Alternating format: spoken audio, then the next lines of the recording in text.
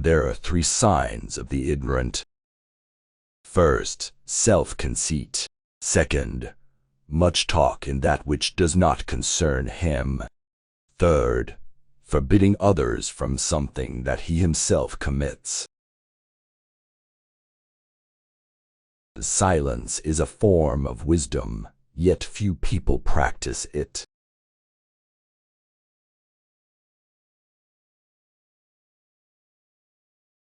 There is no good in this life except for one of the 2 men: a man listening carefully, receiving and holding knowledge, or someone who knowledgeable speaking.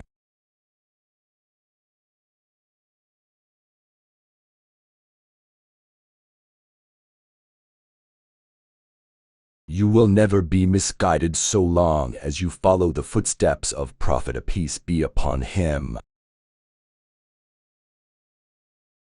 The provisions of a person seek him out, just like his death does.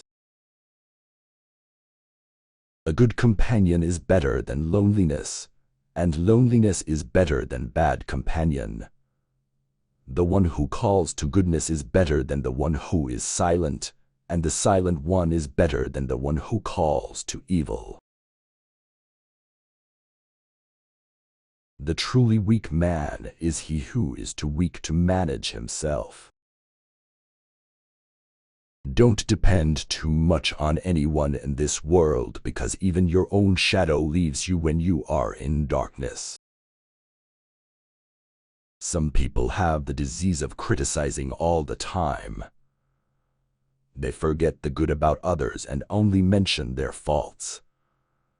They're like flies that avoid the good and pure places and land on the bad and wounds. This is because of the evil within the self and the spoiled nature. The sincere heart and the pious supplications are soldiers which can never be defeated. There are 4 kinds of hearts. First, a locked heart, which is the heart of the disbeliever. Second, a duplicitous heart, which is the heart of the hypocrite. Third, a pure heart full of light, which is the heart of the believer. And fourth, a heart filled with hypocrisy and faith. Its faith is like a tree supplied with good water, but like hypocrisy because it is like an ulcer filled with pus and blood. Whichever is made will win.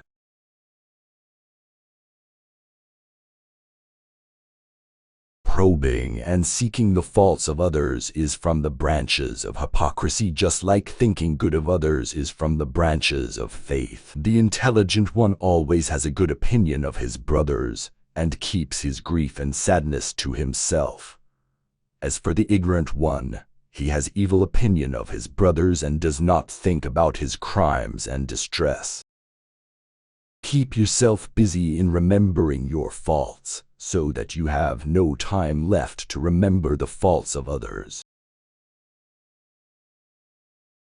3 qualities are from patience: not speaking about your misfortune, not speaking about your pain, and not praising yourself. Learn the art of silence just as you learn to speak, for if speech is a guiding matter, then silence is a protective measure. In silence you have 2 characteristics: attaining knowledge from those more knowledgeable than you and guarding yourself from those who are more argumentative than you.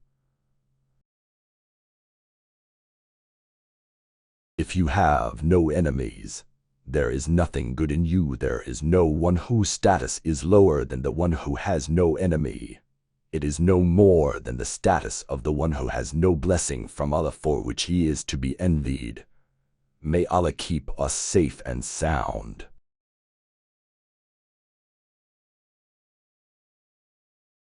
This worldly life is like a shadow. If you try to catch it, you will never be able to do so. If you turn your back towards it, it has no choice but to follow you. A person's tongue can give you the taste of his heart. patience is that the heart does not feel anger towards that which is destined, and that the mouth does not complain. Speech remains as a slave to you, but the moment it leaves your mouth, you become its slave.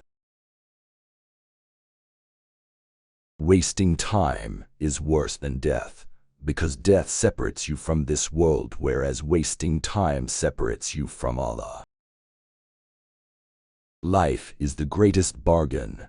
We get it for the cheapest price, and it is the dearest possession to some.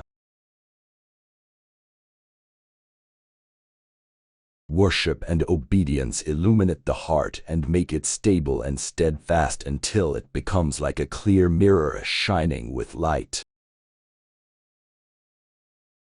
Deeds without sincerity are like a traveler who carries in his water jug dirt. The carrying of it burdens him, and it brings no benefit. The heart gets sick as the body does, and its cure is in asking for forgiveness and protection. It also becomes rusty as a mirror does, and it is polished by remembering Allah. The heart can also be naked like the body and can lose its dress and decoration, and it can feel hunger and thirst like the body does, and its nourishment is knowledge, love, trust, and offering service to Allah.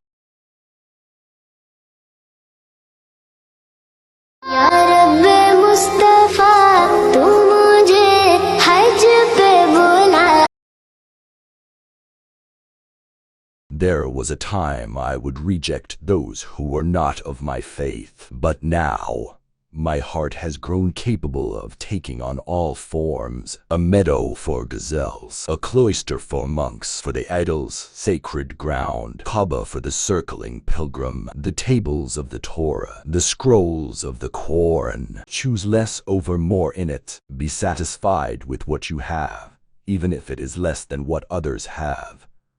In fact, prefer to have less. All that passes away from the aspect of the manifest comes under the aspect of the hidden. The essence is one. Nothing has passed away. When the secret of one particle of the atoms is clear, the secret of all created things, both outward and inward, is clear, and you do not see in this world or the next anything except God. This world is a place of preparation where one is given many lessons and passes many tests. What is bad is what you do with the world when you become blind to truth and totally consumed by your desires, lust, and ambition for it. How can the heart travel to God when it is chained by its desires? Every bird flies with their own kind, eagles with eagles, crows with crows. The ignorant one does not see his ignorance as he basks in its darkness, nor does the knowledgeable one see his own knowledge, for he basks in its light. If men knew themselves, they would know God, and if they really knew God, they would be satisfied with Him and would think of Him alone. Therefore, know yourself, who you are, what is your identity. The desires of this world are like sea water. The more you drink of them, the more you thirst.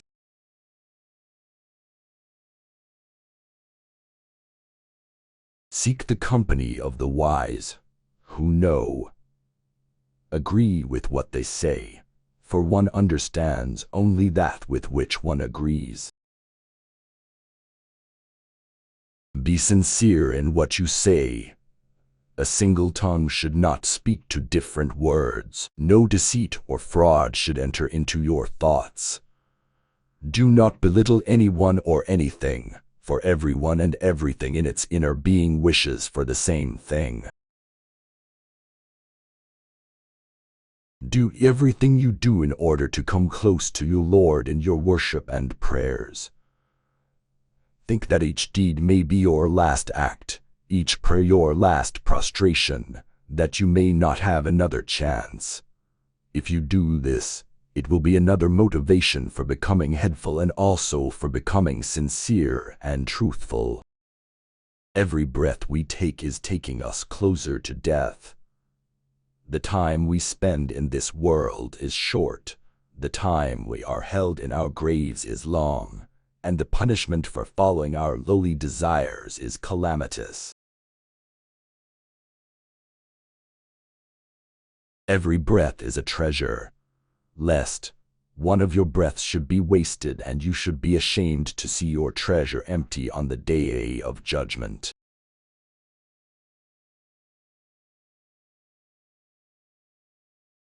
Goodness has come to him who has given up his desires, and destitute is he who has turned away from the hereafter in comparison with this world. By associating with good people, the color of their actions will be created in your actions. Repel the thought, for if you don't, it becomes an idea.